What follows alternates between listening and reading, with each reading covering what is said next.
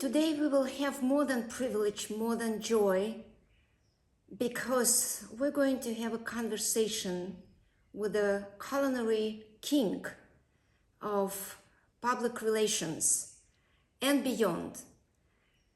Leo Pearlstein was a founder and president of Leo and Associates, full service public relations and also advertising firm. This is his official medal. But in addition to that, his wings, and I should say roots, spread into direction of the Western Research Kitchen, where his food and beverage division also became an integral part of his company. His sons, Howard and Frank, became inseparable part of his creation, his genius business development, and so much more. This group of people represents a family whose role in many societies became as a principal leading force. And here it's my pleasure to present Leo Pearlstein. Some opportunity to hear from you the stories which made the most of an impression, the most of the memory in your life and the life of other people. So if you forgive me, I will escape some formal regalias. I will announce your accomplishments and your tremendous success a little later on in the program. But I like to start from saying that when I was just thinking of speaking about you and with you, I wasn't sure which kind of taste and what kind of a flavor in my emotion and in my mouth I like to share with you. So that brings me to first point to say that you are culinary king of public relations, as someone characterized your role in the world. So I like to ask you, would you please share with us what is one of the most memorable experience, story, emotions, which made you feel that you are extraordinarily special and unique in this world? That's very nice of you. I really have to do some deep thinking on that. Well, I must say that number one, I enjoyed my work very much. I would be the first one in the office in the morning and the last one to leave in the afternoon because I enjoyed what I was doing very much. In my early days, when I started my agency, I was 30 years old, and I worked for 65 years with my advertising and public relations agency. It just so happened that in my preparation at college and working my way through college, I learned a lot about food because my parents had a grocery store 2.5 miles from USC. And so I went to USC and majored in marketing. And then I worked in my father's store, of course, to help them and help myself. And in those days, the salesmen that worked for the food companies used to call upon their customers with information, samples, and talk about their product. And I learned a lot about food by talking to all of the salesmen. They had brochures and photos and samples. So by the time I graduated USC, I majored in marketing, and there were very few people in those days that majored. Nobody knew what marketing was. And marketing was the study of the product from the beginning of being produced till it reached the consumer.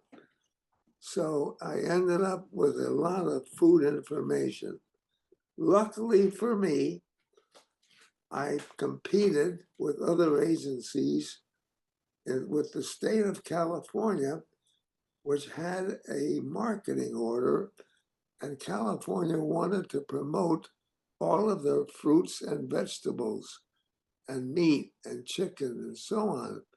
So I was lucky enough to get the account.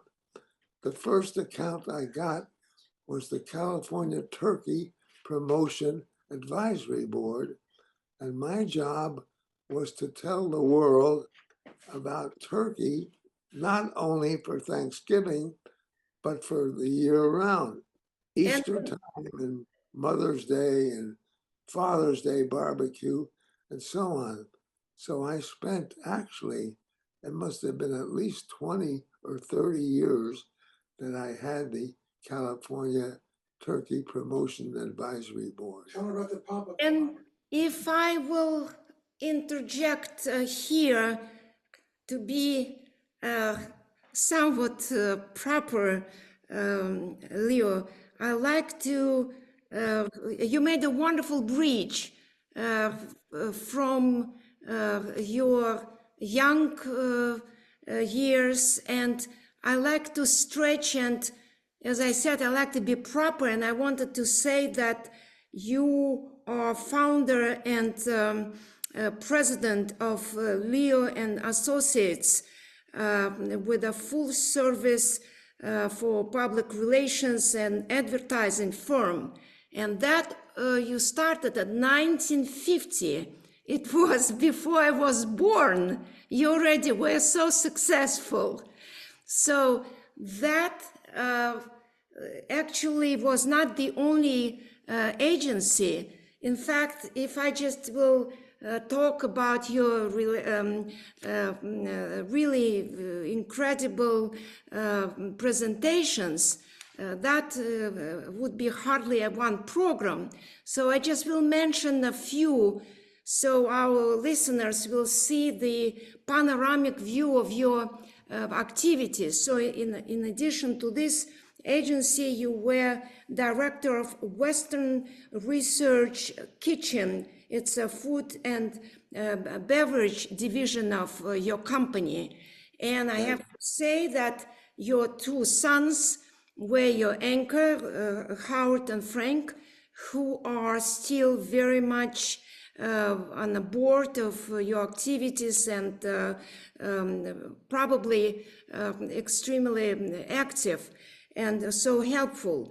So with this formal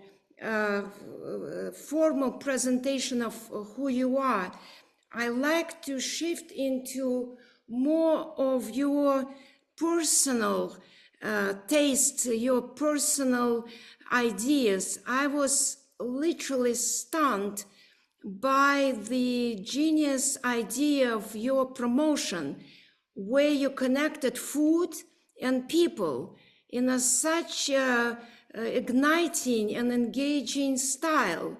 And it's not just because of the celebrity, it's just because you knew food so well, variety, taste, aesthetics, that you could so skillfully connect with the personalities of people. So can you talk a little bit more about the style of your promotion, the style of your success in this promotion? Well, that's very interesting. In those days, much better than now, every newspaper had a food editor. Usually on Wednesday and Thursday, the newspaper had ads with specials in the markets, And the newspaper would have the food editor write recipes and stories and tell the readers what was available on special and what was in season. So one way to reach the world with information about my clients was to communicate with the food editors. I think there were at least 500 food editors in the country that we kept in touch with.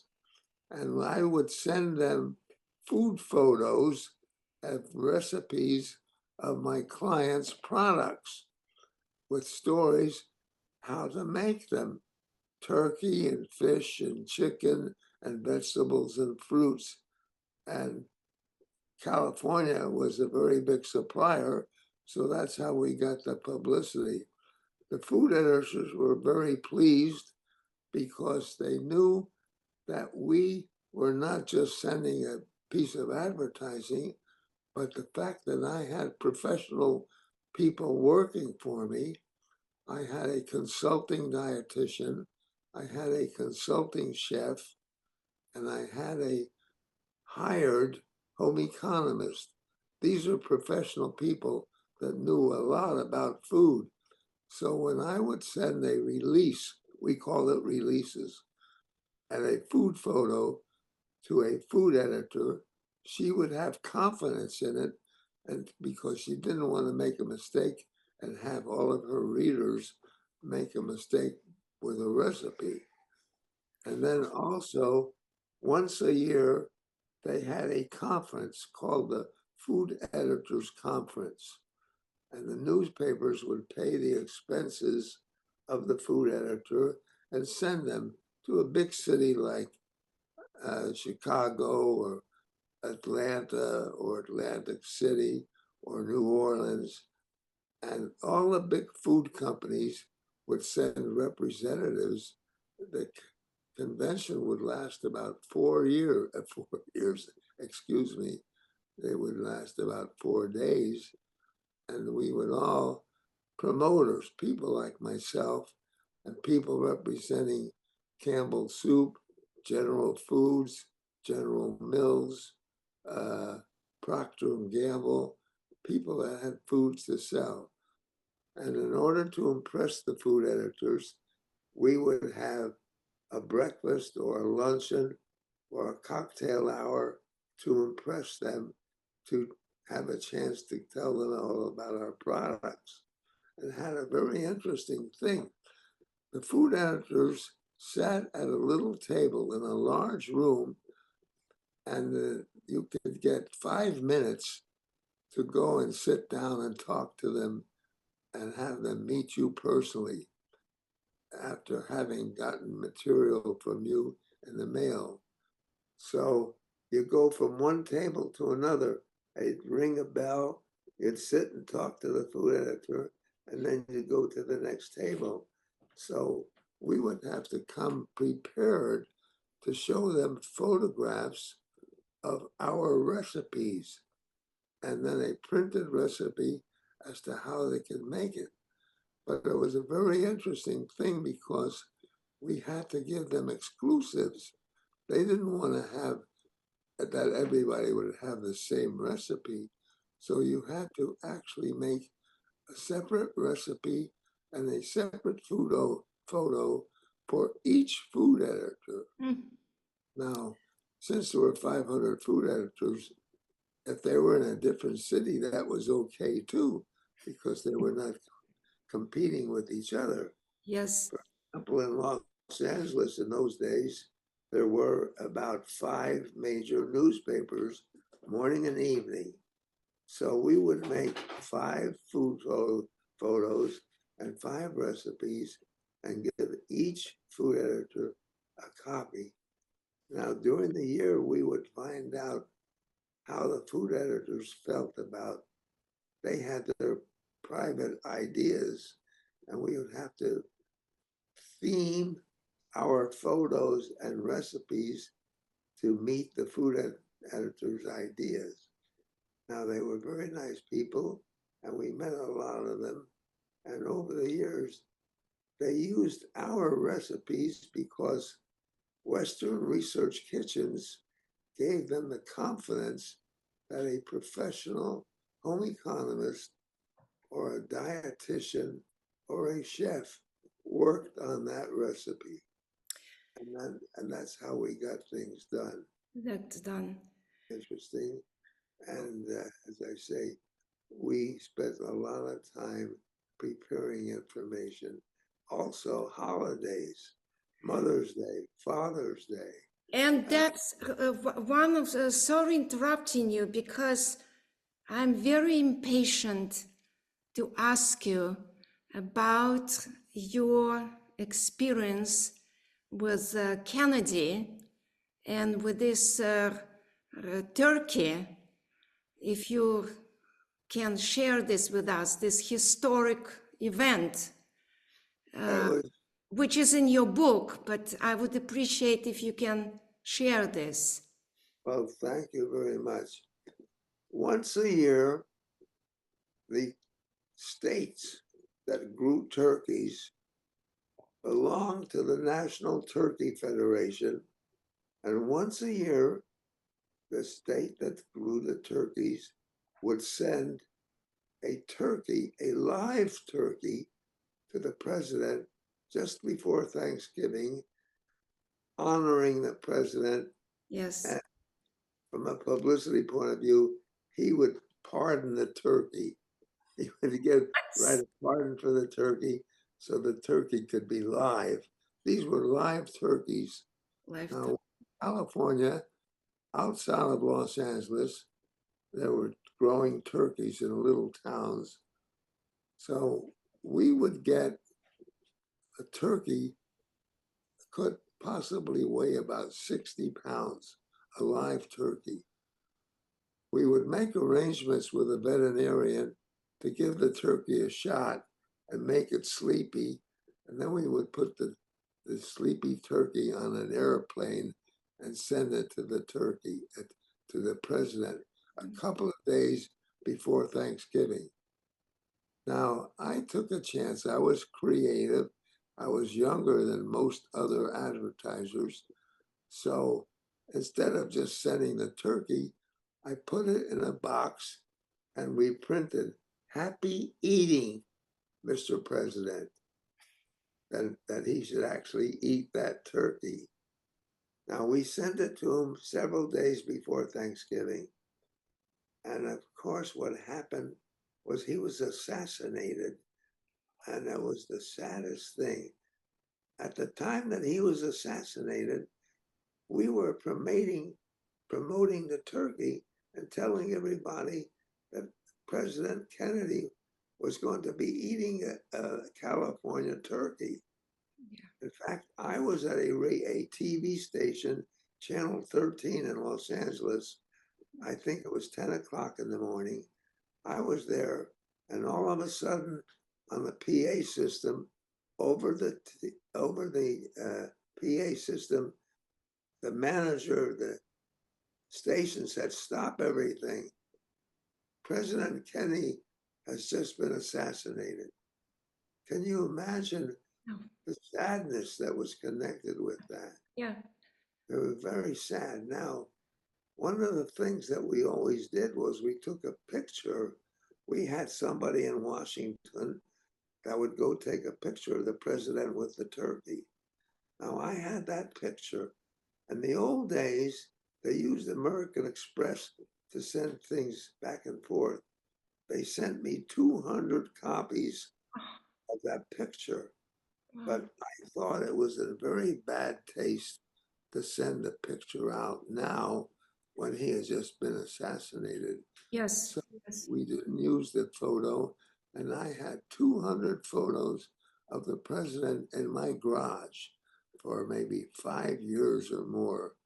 And then Time magazine one year did a story about all the presidents that received turkeys, and they took that photo and printed it about 5 years after he got assassinated. It was very, very sad, very sad. Thank you profoundly, sharing this.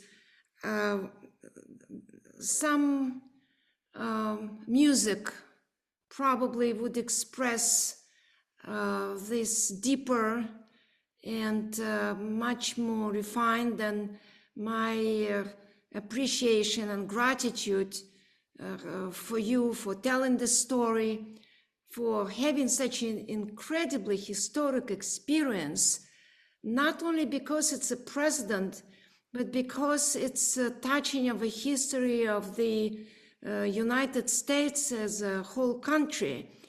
And that brings me to other thought.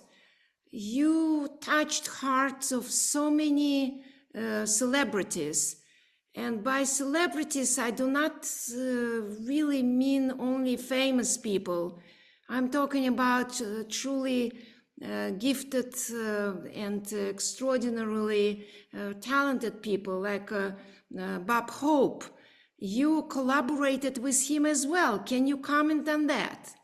Yes, most celebrities wanted the country to hear about them, and then most of them had a publicity agent that would send out photos and stories about them. So they loved publicity. I discovered that if I worked with a celebrity and showed the celebrity's wife or the celebrity with a turkey, not at Thanksgiving, but during the year, people would think about turkey, Easter, Mother's Day, and so on.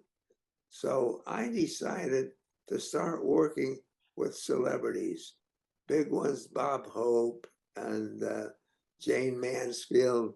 Jane Mansfield was a very attractive, beautiful lady and popular. And so I was working with her at 20th Century Fox Publicity. And I said, could I get a photograph of Jane Mansfield with a turkey? And he said, you have to talk to her agent. Her agent said, I get paid for publicity. I told him I don't have the money because it costs me money to print the photos and take the photos and send them out. So he said, well, you've got to pay me with something. How many turkeys can you give me?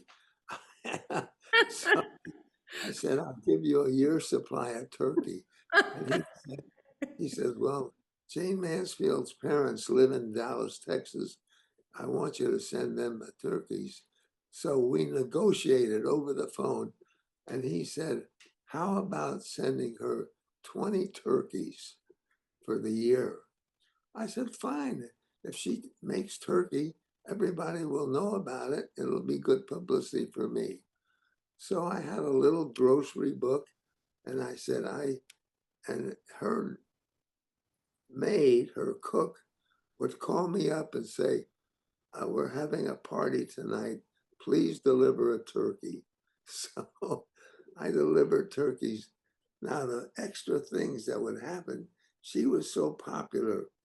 When she got married to Mickey Haggerty, Life magazine interviewed her and said to her, well, now that you're getting married, I suppose you'll be cooking a lot. She says, I love turkey when it's barbecued. So everybody in the world that had a Life magazine got a plug for me that turkey was good the year round. Hey, Dad, pop-up timer, Dad. I'm sorry, What about the pop-up timer, Dad? the which? The pop-up thermometer. Now, when I was working for the turkey industry, Oh, yes, yes, pop-up. Thank you very much. It's a pop-up thermometer. Yes, you predicted my next comment. Thank you. Leo, yes, please go on. well, we would worry that people were overcooking their turkeys. Yeah. People were making turkeys and they were cooking it too long. And my home economist gave turkeys to all of our neighbors. We gave maybe 20 turkeys to our neighbors, and we gave turkeys to the home economists that worked for the utility companies and told them to cook up turkeys with a very special thermometer and that the turkey should be done. Now, when you're dealing with poultry, you have to cook it at least to 65 degrees to kill any of the germs, salmonella. People get sick if they don't cook it enough. So the first thing was to make something that would give them 65 degrees. And we had a turkey grower that we worked with that was also an engineer.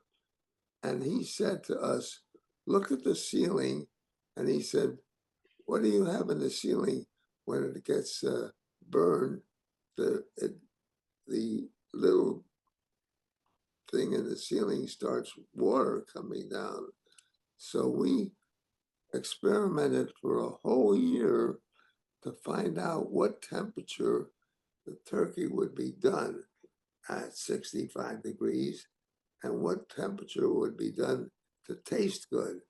And we discovered that 65 degrees would kill the germs and 77 degrees would make it just juicy enough. So we had a guy who was actually was a turkey grower, but he was also an engineer. And he said that he would come up with a little something that would pop out when it reached that degree. So we worked on that and we finally invented the thing that if we put it in the turkey breast and it was cooking, when it was done, the little red dot would pop out. And that's how we started. And we didn't have a lot of money. We were trying to make some money on it. We paid an engineer. So a big company, 3M, bought from us and paid us with stock that would make some money for ourselves. And technically speaking, the stock was worth $60. And the three of us that were working each got a check of stock for $60, which lasted with me. I've still got that stock, believe it or not. Of course, it went up. That was very exciting, very exciting.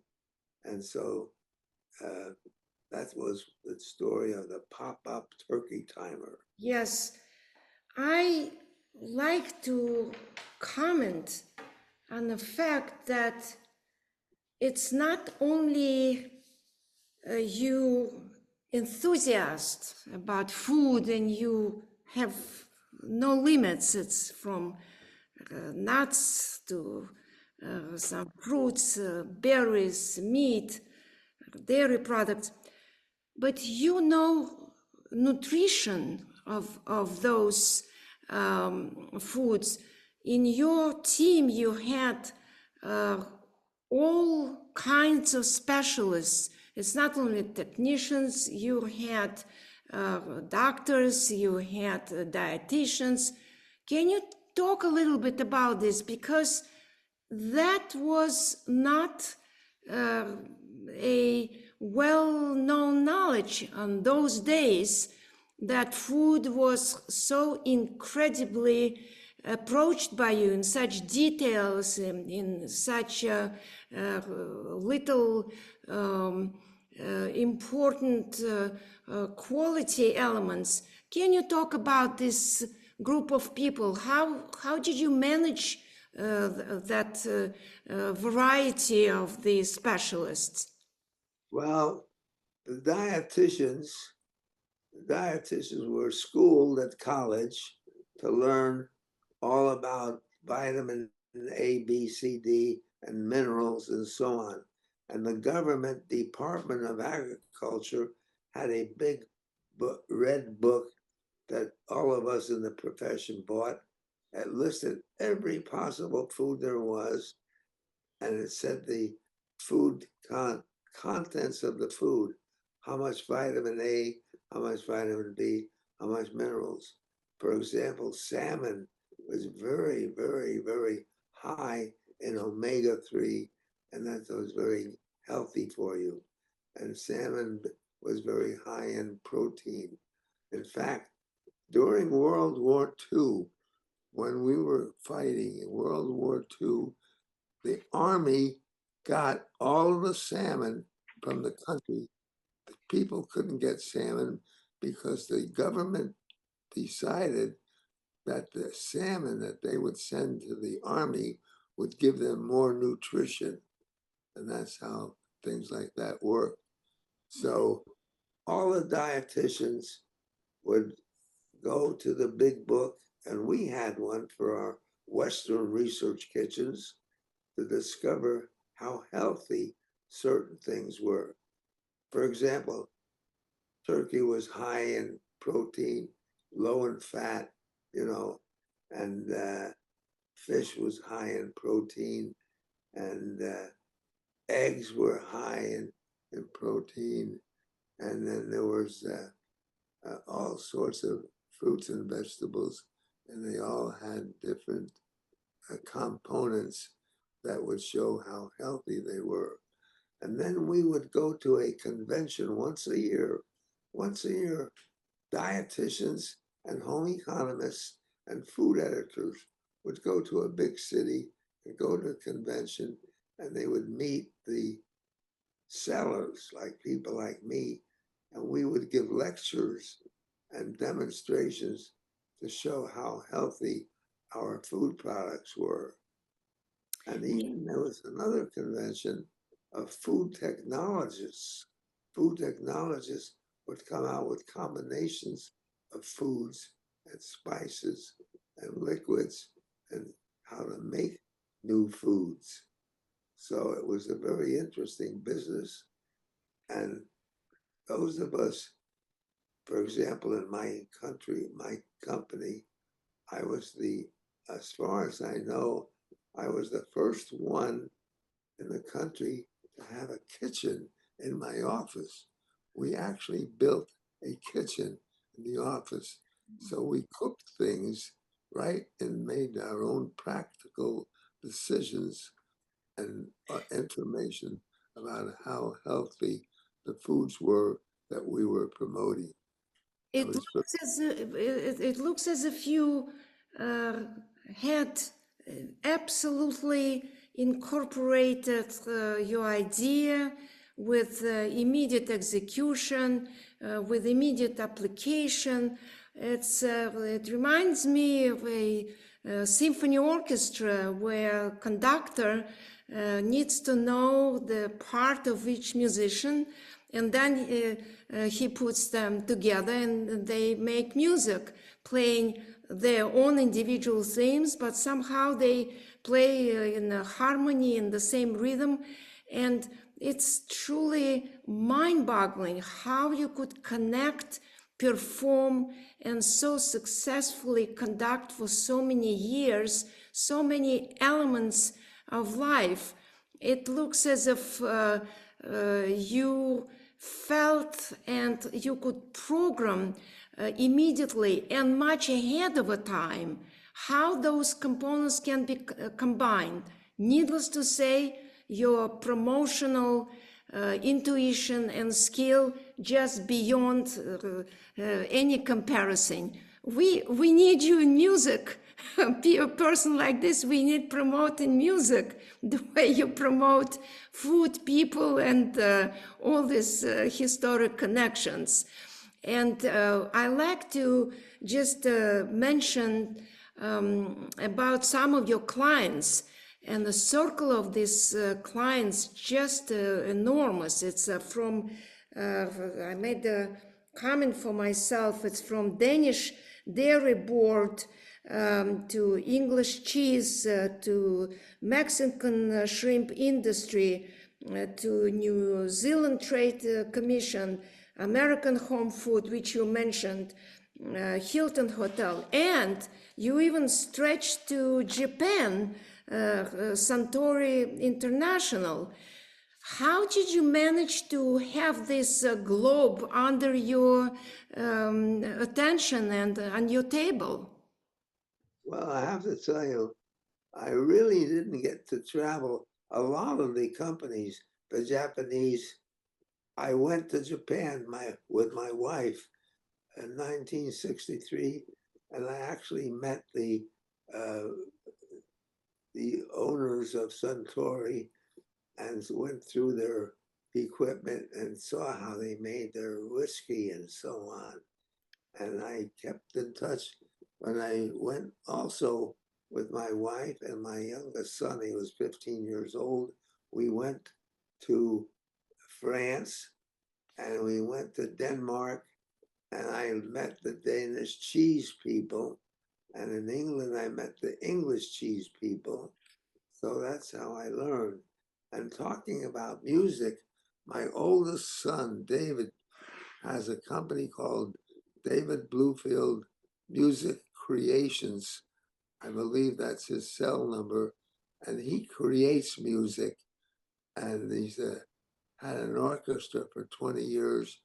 And he also creates every day new music, which is very nice because it adds to our family enjoyment, where actually he plays the piano and I play the drums, and he writes nice music that he markets and sells for other people to use.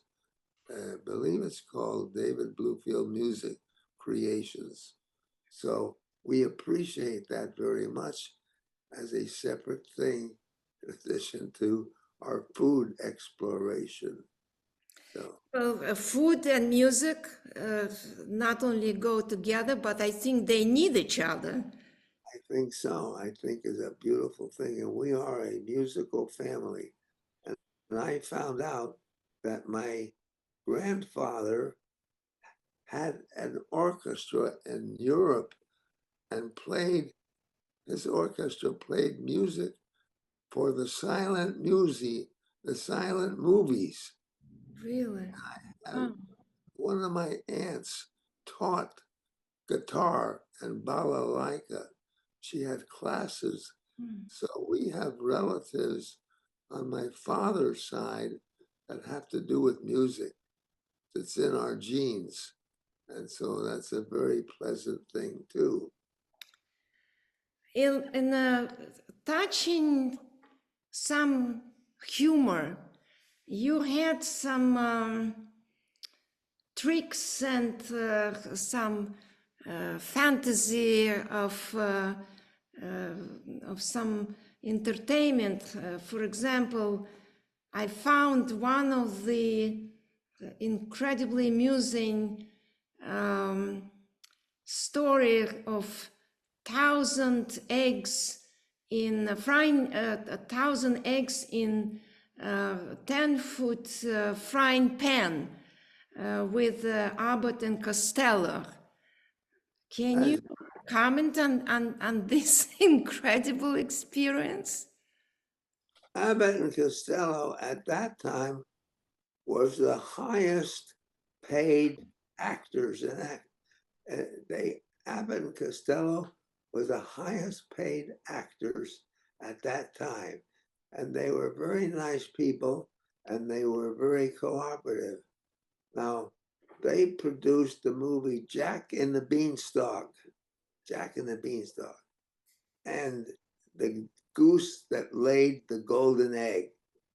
So when I decided to see if I could promote their movie and promote eggs, they would be helped and I would be helped.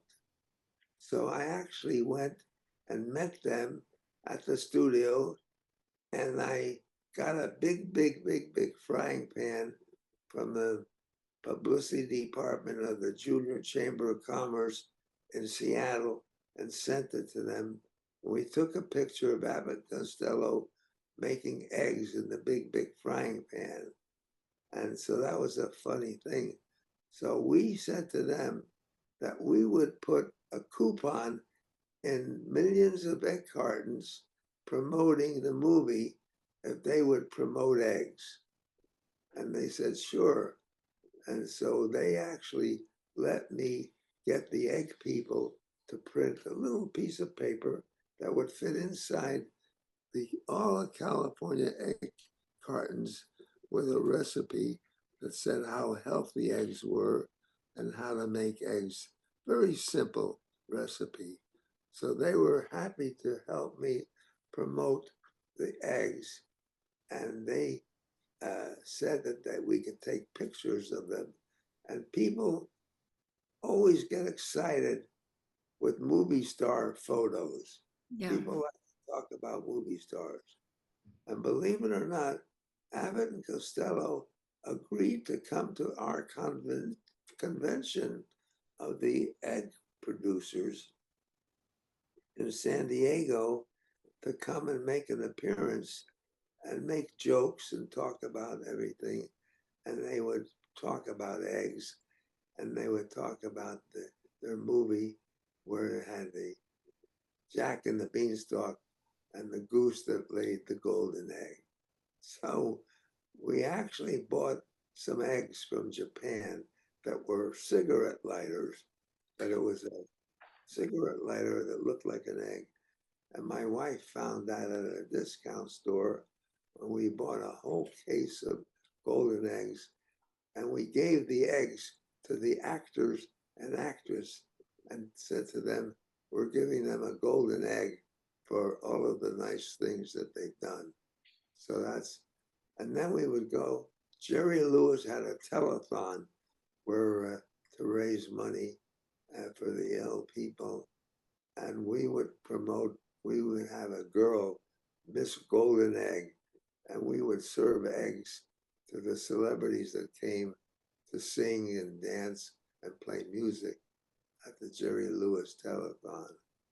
So promotion is getting in touch with people, telling them nice things about your product, how healthy it is and how tasty it is and when it's available. Not telling about other things, but just each product saying, if you eat an egg, it's good for you. If you eat fish, it's good for you. If you eat turkey, it's good for you. If you eat chicken, it's good for you. And tell them all the healthy things about the products that you want to promote. That's how we did it. And what made me think of connection with our times, so much technology today taking place of human touch, human expression, emotion. And there are some advantages, of course, because this technology for the second can touch the world, can cross the ocean. And this is fabulous. But we're missing this personal connection. And that's something which someone like yourself created such genius, not only commercial promotion, but a connection between people. We learn about people through food.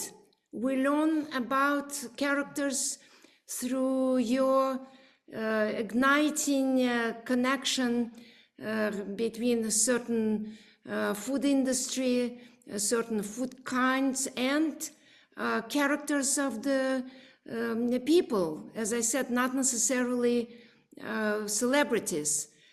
So your books are expressing this journey, and perhaps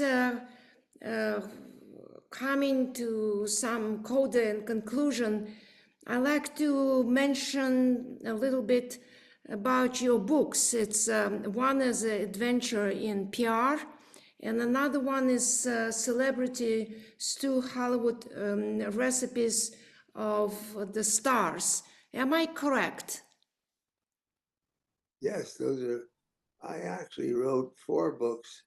Oh, Celebrity Stew and Recipes of the Stars and Adventures in PR and Mrs. Covison's Best Stuffing yeah. Recipes, because Mrs. Covison, there was a Mrs. Covison, and she made stuffing for turkeys. That's how her business was. And so I made copies of all those books and I sent them to the food editors. And in those days, every television show had a food show, and Chef Milani and Chef, all the different people on TV talking about food. And women like to learn recipes. In fact, the American Dairy Council made a survey and found out that 75% of the women like to clip recipes out of the newspaper and save them and Yes. constantly look for recipes because they want to please their family and they want to enjoy their cooking. Leo, is anything more you like to share with us? Because I feel that I had my personal journey speaking with you, or you feel that we had some of the uh, one of the major of your chapters of your life. It's air is yours. If anything you like to share. Well, what I want to share is I worked, as I told you, 65 years. I enjoyed my work, and people that work and enjoy their work have a happier life than the people that don't enjoy their work. I think it's very important, hopefully, that if you have a business or if you have a job, that you enjoy what you're doing. And if you enjoy what you're doing, I think it's good for your body and good for your soul and so on. And so I enjoyed my work very much. I worked for a long time. All at the same time, you have to be prepared for accidents and things that happen. For example, the California salmon is controlled by the government to control the fish, how much fishing you do.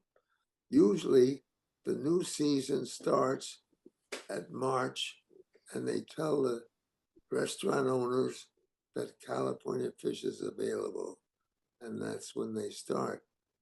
One year is the year that bin Laden was assassinated, and everybody was so busy talking about bin Laden that the salmon was not promoted that year. And it took 2 months later till they finally were able to promote the salmon. So there are accidents and there are events that interfere unexpectedly, an act of God or weather or something that could affect your messages that you're getting out. And if you have a simple way of telling people about your product, I think it's very good. It's not like going to school. It's just like conversation. You and I are talking, and we pick a subject that you like or a food that you like, and you talk about it. And I pick a subject on a food that I like and talk about it. And you get ideas. So people get new ideas how to cook and when to cook and when something's in season. As a matter of being practical, when things are in season, the price is cheaper. Summertime, fruit is available, so fruit is cheaper in the summertime, things like that. And then people in the business that are selling, they have to constantly educate themselves with new things, new items, new food products, new recipes. So they have conventions and they go to conventions to learn, just like going to school.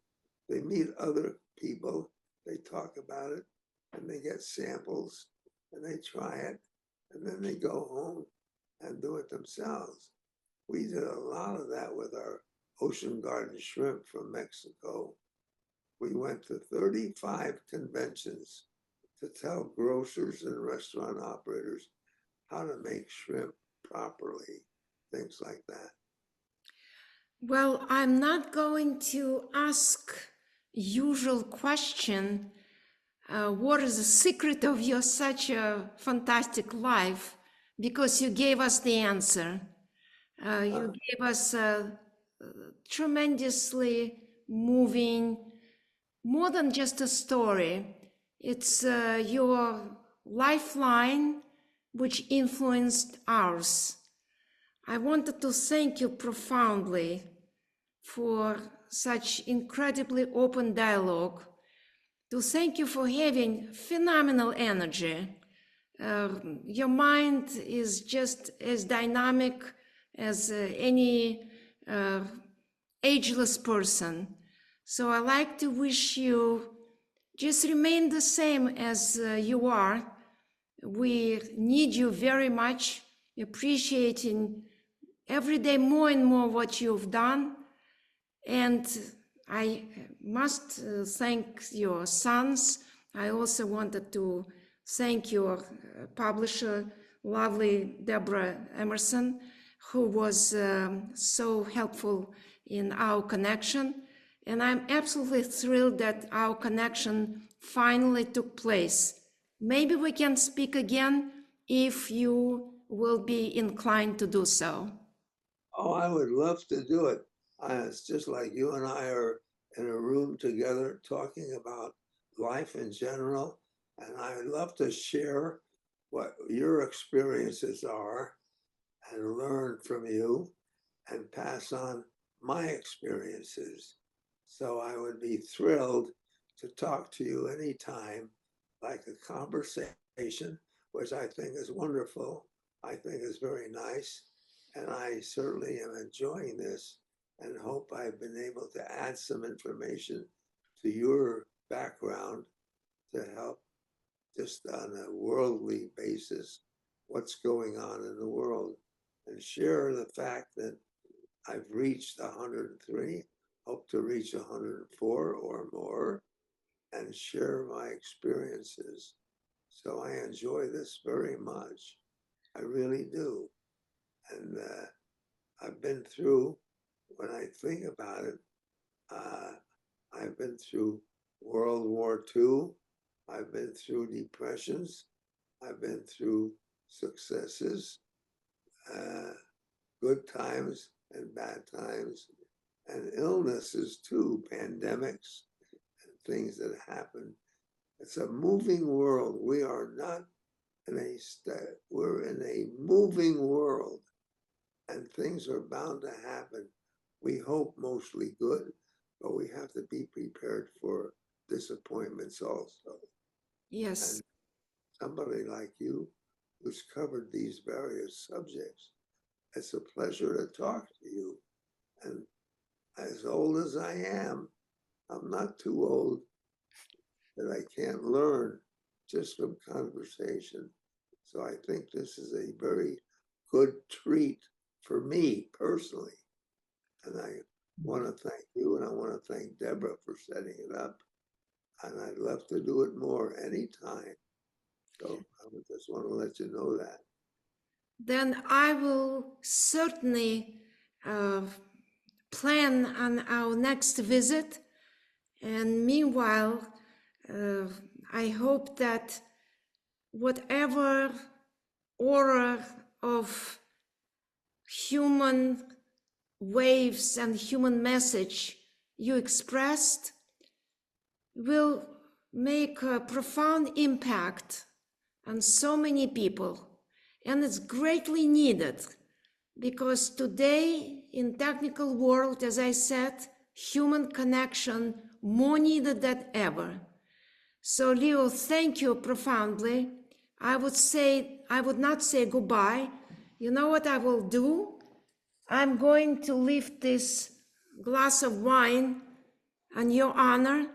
And as yes, and as a symbol of our continuation for the next time.